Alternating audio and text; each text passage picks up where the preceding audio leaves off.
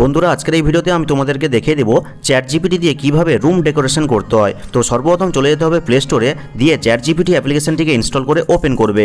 Open করার পরে একটা অ্যাকাউন্ট খুলে নিতে হবে। অ্যাকাউন্ট কিভাবে খুলতে হয় তার ভিডিও এই ভিডিওর এন্ড স্ক্রিনে রয়েছে, গিয়ে দেখে নিবে। তো অ্যাকাউন্ট খোলা হয়ে গেলে ঠিক এরকম ইন্টারফেস দেখতে পাবে। তো দেখো বাম দিকে একটা ফটো আইকন দেওয়া রয়েছে, ওখানে ক্লিক করবে। ক্লিক করলে কিন্তু ফটোস নামে একটা অপশন পাবে, ওখানে ক্লিক করে তোমার গ্যালারি থেকে তোমার রুমের ফটোটিকে সিলেক্ট করে নিবে। আর সিলেক্ট করার পরে এই যে আস্ক এনিথিং লেখাটা রয়েছে এখানে কিন্তু তোমাকে প্রম্পট টাইপ করতে হবে, সেটা তুমি বাংলা বা ইংরেজি দুটোতেই করতে পারো। তো দেখো এখানে আমি একটা উদাহরণস্বরূপ ছবি দেখাচ্ছি। ধরে নিচ্ছি বাম দিকের যে ছবিটা সেটা আমার লিভিং রুমের ছবি, আর ডান দিকের যে ছবিটা সেটা হচ্ছে চ্যাট জিপিটি দিয়ে ডেকোরেশন করার পরের ছবি।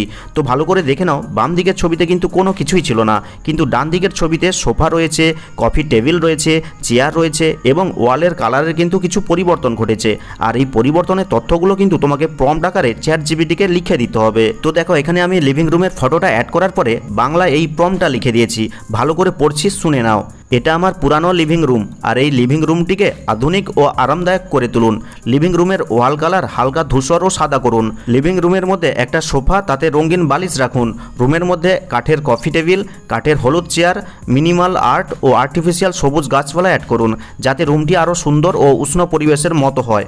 আর প্রম্পট লেখা হয়ে গেলে কি করবে, এই যে অ্যারো মার্কটা রয়েছে এখানে জাস্ট ক্লিক করে দিবে।